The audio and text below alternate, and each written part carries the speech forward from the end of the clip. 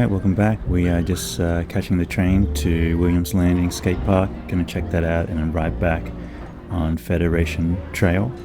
It's actually twice as long or 3 times as long as what I normally ride, so it makes me a little bit uncomfortable, but you know, sometimes you gotta kind of roll the dice and see what happens. Worst comes to worst, I can always catch the train back if I clunk out, so we'll see how it goes. And then here we are, just catching the train out to Werribee on platform 8. You can see Flinders Street Station is actually quite hectic. This is kind of what it looks like, little shops and stuff, pigeons, but yeah, usually there's tons of people walking in and out. And then if you just keep walking to the left, you'll see the numbers up here, so platform 8. You can also catch the escalator down, but I've got my bike with me, so going down. Figure elevator will be a bit better. And then once you get on the platform, it's actually just way more chill because it's not so hectic. But yeah, it looks like there's an express train out to Werribee which stops at Williams Landing, which is pretty sick, which is where I want to go.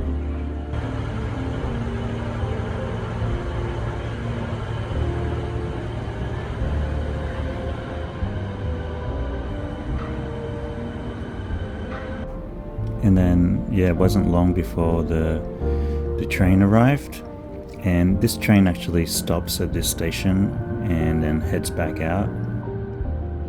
It was quite funny actually when I was waiting there in the train, because you can hop on the train before it leaves.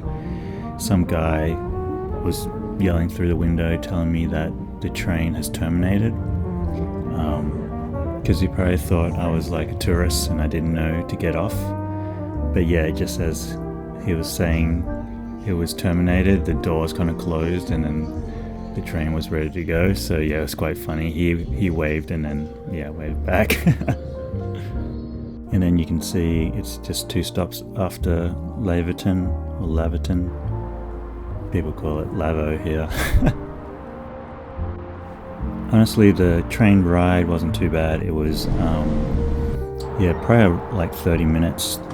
And I just put my bike on where the handicap seats are. There was like no one there, so it was fine. You can just I just wedged it in between the 2 seats and ended up working fine. Didn't have to hold on to my bike. And then here you can just take the ramp down. I think, I just waited until there was no people. But here it is. You just basically just ride along the path to the next main road, and there's a bike path here that you can kind of follow. You'll see it on Google Maps if you ever look it up. It's next to this kind of freeway thing, and then you go towards this yellow bridge, and then basically this is it, just on the right here. I was quite excited to skate this because it looked sick on Google Maps. And actually seen like Way and a few other people skate before, and it looks pretty rad, so pretty pumped on it. And there was no one there, there was just those 3 people, and then they left pretty shortly after.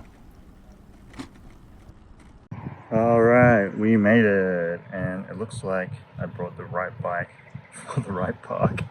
Same color, quick little bike check, everything's going good. Fat chance. Not too much different. You can check it out from other bike check videos, but common questions is cycles, Mandeville, basket. Pretty sick basket in my opinion. These bars are Wald 898, I'm pretty sure. 898 or 878, something like that. Got the Sunday bag, got the cheesy bag, got some flipped shifters. This is the 7 on this side, the 3 on that side. I brought this 3x because I'm going to be riding a lot today, and this is probably the most comfy type of bike I think to ride long distance. Got the DTHs, they should roll pretty nice, 2.3s, some nice hubs, WTB ones, and XT. Everyone loves these Cook Bros cranks, they're pretty rad. Pedals are pretty beefy. Rob Warner ones again. And that's basically it. Just strap my bike on top. People ask if I scratch the top of the basket, but I just put my backpack in between the board and the basket, and it seems to go alright. But yeah, that's basically it. Alright, this is it. Laurie M's Reserve. Quick little pan. Got a bowl. Got some street stuff. And this is the park. Really open, really nice. Beautiful day today. Let's check it out. Seems like it's a little bit wet too, but here's the bowl. About 4 foot, 5 foot extension, I'd say. Little kidney bowl. I guess it's pretty decent size. And then that's the top area. Here you got some benches, but you could probably skate those. And then there's also this curved, really thin ledge. It's kind of like a fence, but I see grind marks on it, so maybe people grind that too. Yeah, you can see. Here it is. Got a shallow little kidney bowl. Not kidney bowl, little kiddie pool. Just a normal bowl. And then you got a bank to kind of curve on top. Looks waxed up the top. It's just kind of like flat. It just painted, so kind of like a pyramid, I guess. Got a down ledge, got a down rail. Little bank here to curb. Here's the bank to curb, or to ledge. And then there's a ledge on the other side here. That's all, goes all the way. The length of it, they put the angle line on it. Has a little bit of this rough ground at the beginning, but then this is smooth. Here's a close-up of this ledge, or bank curb thing. And then here's a little bank, a little stair set. And then ledge, which looks the same as the bench. And then there's a little mani pad with a bank on the end, and then a little slappy curb, it looks like. Here's the other side. There's not much to this, just like a little bank. And then the stairs, longer stairs on this side as well. Looks like there's been donut marks here. Maybe some e-bikes or something. And then here's a little rail right here, little bank to rail. And then a little bank to curb right here. And then it drops off on this side. There's a little bank here. So yeah, lots of banks and stuff. Lots of little ramps. Seems pretty perfect, I think. Looks super fun. Nothing too big. Here's the other side of the curb. You can see. Pretty cool. Alright. That's it. And then they got basketball courts here. A little oval there. Toilets. Car park. There's also this ledge on this side. Seems like people skate it.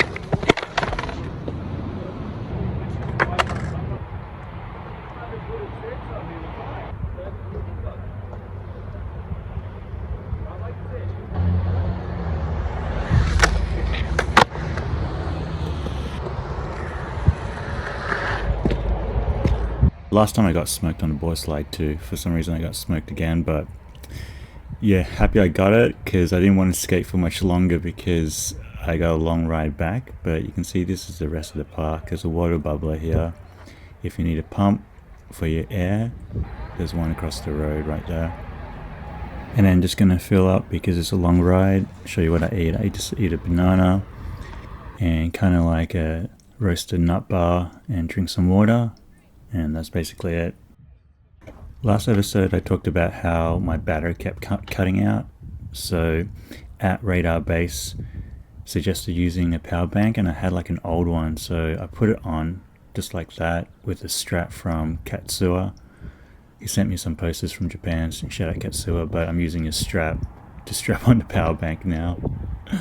So yeah, hopefully that works, and I guess yeah, we'll test it. This is the first test. You can see there's barbecue and some bike racks, also they don't look that solid though. The courts again, and then I was just looking for a trash can, which is right there.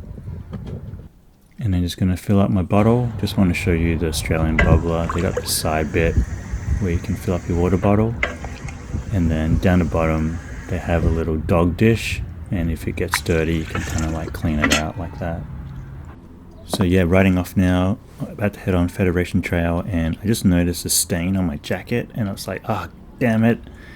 It just looks like an ink stain or black spray paint stain, and I couldn't work out why, because yeah, I didn't really see anything at the skate park, but yeah, it just left a black stain on my jacket, and I was kind of bummed about it because I got this jacket pretty recently, secondhand of course, but yeah, still bummed, just because it was pretty gnarly. There's not much I could do about it now, but I'll ride home and try to get it off when I get home and hope for the best. But yeah, it's one of those things, I don't know if other people have it, you kind of got to just put it behind you, even though you're thinking about it the whole time. So yeah, the skate park was pretty sick. I definitely liked it. Top 5 for me, I think, right now. Just really big, tons of places just to push around. Everything was on the smaller side. Even the bowl is on the smaller side, and everything's super smooth. I think it could do with, when I skated it, everything was a little bit on the rougher side, like could do with a little bit more wax. But I heard that it does get super waxed up sometimes, so yeah, maybe I just went on a day where it dried out. But yeah, if you bring some wax you should be fine. And then when I was there was basically no one there, so yeah, pretty good.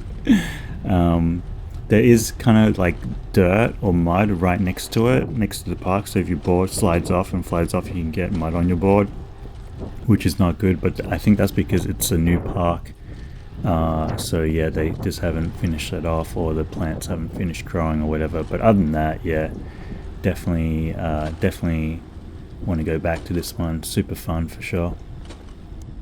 So we are on Federation Trail right now, and just riding back towards the city. It's about 16 degrees now. It's about 1:30 in the afternoon, so the sun's out, pretty warm. It was kind of, I guess there was clouds out, so there was sunshine. Sometimes it was a bit overcast, but mostly sunny, so it was pretty good.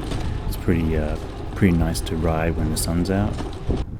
And the Federation Trail is pretty flat overall. There is some of these bridges, which you know, obviously you got to go a little bit uphill, but nothing really too crazy. Pretty flat, and goes all the way into the city, and it avoids all the major roads, or it's not next to any roads or anything, so it's actually pretty quiet. Just riding along here is actually really nice, super calm, super quiet, and you feel like you're in nature a little bit. These sections here where it's just fields and yeah, the little yellow plants, flowers, it looks pretty awesome. It feels like you're out in the country just riding on the highway or something, but it's a closed off path, so I think it's yeah, pretty nice. People that are unfamiliar with rural Australia, or yeah, just out of the cities, this is kind of what it feels like or looks like. Just like, yeah, usually just trees and yeah, fields. Usually there's no big car lot on the right, obviously, but yeah, we're still in suburban Melbourne, I guess. But yeah, overall really peaceful. And apparently they built this trail because you can't ride on the freeway anymore. It's like illegal to ride on the freeway, so they did this to replace it. You can ride next to the freeway when you're on your way to Geelong, which is another city out of Melbourne. But this Westgate Freeway, you're not allowed to ride your bike on there, so they built this as a kind of different route for people. So I think the rule is basically you can ride on any rural freeway, but for an urban freeway, it's illegal.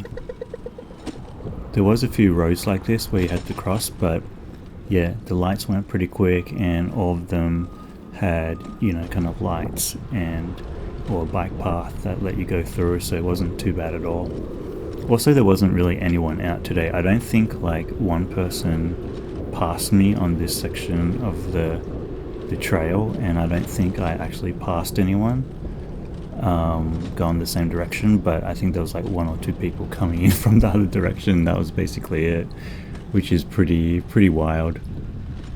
Must be the time of day or something. Maybe it'll be busier during rush hour. But yeah, I did see a few rabbits out and about crossing the road. You might notice here and there, but yeah, I think that was pretty sweet. And then yeah, the ride just like was pretty flat. It's all paved overall. I did have a slightly sore ankle from just skating. I was like, after skating, it was just like a bit sore, so it was good that I stopped then. But yeah, it's one of those things where if you ride to skate, you kind of got to be just conscious of not axing yourself and then having a long ride to go. I think people might see this ride and be like, oh, it's not that far, but yeah, I'm actually doing other stuff as well, so it's long for me. I would say with riding long distances, you got to kind of be aware of your energy and kind of what you're up for, or kind of just like your experience, but then yeah, you can also kind of push yourself a bit. Another tip for riding long distance from Cat Bikes, or that I learned from Cat Bikes, Callum, he's a messenger, so he's on the bike like 8 hours a day or whatever, and he basically, like when I first met him, I asked him like, oh, do you get tired because you're on a bike for so long? And he basically explained that they're not trying to break records every time they deliver a package, so he kind of paces himself out and he's just on the bike, just cruising, and yeah, just taking that mentality of riding back into the city, just taking easy, pedaling, but not pushing yourself to the max, not burning yourself out. I think ended up working pretty well for me. Also along this trail, I was surprised to see there was like information signs here and there that you could kind of stop at and read. I didn't stop at any of them, obviously, because I just wanted to keep riding, but if you want to read up about the area or the trail, there's some little information panels. You can see here I finally caught up to someone at a light. This person's probably going to work or whatever, but this was the first person I saw, and then there was like another rider on the other way, which was pretty funny, that all kind of clustered together. This section is actually quite cool because we're starting to head close into the city now, and you can see it's kind of a little bit more developed. There's more stuff going on, different bike paths, and there's also this cool bridge here, which is pretty sick. Not sure what this bridge is, but yeah, it looked pretty cool. And then off to the left here, you can see there's all the ibis hanging out on the fence. It was actually, it would have made for a good photo or something. They're all just hanging out. You don't really see that too often. I usually just see one or two here and there. And then there's also like a bunch of birds flying out. I don't know if they were migrating or whatever, but yeah, pretty cool to see. When I was riding along here, I was thinking, would 700Cs be any different or any easier? Just a big wheel, you'd go a little bit faster, it would maintain your speed a little bit better. But then, yeah, the bumpiness of the ride would probably be more bumpy because you can probably only run thinner tires. But yeah, I'd be interested to know if anyone actually prefer 700C for long distance over 26s. I got to give you a warning on this section right here. It smelled like so bad that I could hardly breathe. It was that bad. No joke. I don't know if it was the wind caught the right way or whatever, but the factory is next to it. Yeah, I tried to like hold my breath, but then you can't hold it long enough. So it was pretty bad just in this section here. I don't know what it was, but yeah. Warning if you're trying to ride that section, just be prepared. From what I read for 700Cs versus 26 for touring or bikepacking, it's kind of split because people prefer the 26 if they're going more off-road or whatever, and 700C maybe more touring on road. So yeah, I'd be interested to see which is better. If people have experienced both, yeah, let me know. At this point, my battery died for my phone, so my phone clocked out when I tried to look at Google Maps. So yeah, I basically had to just freestyle it back to the city. I was hoping I'd just ride along the path and then, hopefully I will end up recognizing where I am. But yeah, I could like plug my phone into my spare battery pack that I'm running on the GoPro, but I don't want to mess around with that. So I decided just to kind of wing it and go with it. I did remember looking on the path that it kind of goes along the freeway at some point, and this is the freeway right here, so if I follow this it should be alright. But yeah, it's always kind of always funny, or I don't know if it's funny, but it's always you kind of gotta, sometimes you just gotta go with it and see how things work out. I feel like this is really common. Anytime you try something new, you don't know what's going to happen, and you're unsure of what's going to happen, and it's going to be uncomfortable because you don't know. You just don't know what's going to happen. So the only thing you can really do is embrace it, I think, and it's something that I can pinpoint down to when I started being conscious about it. Mind you, it was always a thing growing up, trying new things and not knowing, but it was only really put into words or solidified as an idea when I started my last design job. And I mean, the last design job I ever worked, because I don't do it anymore. But it was basically for the people that studied design. I basically was a designer for a long time, graphic designer, and then I went to a new job where they did design and strategy together. And one of the things was I had to start going on trips with the strategy people, and I worked for design for a long time, and I didn't know anything about strategy, or I knew very little about it. And then they started sending me on trips, basically sending me on trips around America with the strategy people to run kind of like focus groups and stuff like that. And I basically had no idea what I was doing, but I was like, oh, they're paying me, so I'm just going to go do it. But yeah, I was basically on these trips and I had no idea what I was doing. And I remember, talking to my boss, and my boss said, the best thing is just be comfortable with being uncomfortable. And that might not be exactly how he said it, but I kind of just, I'm paraphrasing. But yeah, I feel like that advice actually helped me a lot. And the best way I can explain it is often that if we don't know how to do something, or if we're unsure of something, or we've never experienced it, what we'll do is we'll learn the skills to kind of make ourselves comfortable within that activity or whatever it is that we want to do. So if you build the skills to make yourself comfortable, then you'll be all right. But I think what I find this advice is actually, it's even a step before that. It's not about learning a skill to battle it. It's embracing the feeling before it where you just don't know and being okay with it. And it's kind of, yeah, almost being comfortable with like a leap of faith, or knowing that something's going to work out, or knowing that the skills that you have will carry you through, and if you don't have the skills, that you'll be able to work it out no matter what. I think having that mindset is actually really good, or really helped me, just because once you have that mindset and you're able to, you learn it and you're comfortable with it, then you're able to try a lot of new things or do a lot of new things without barriers.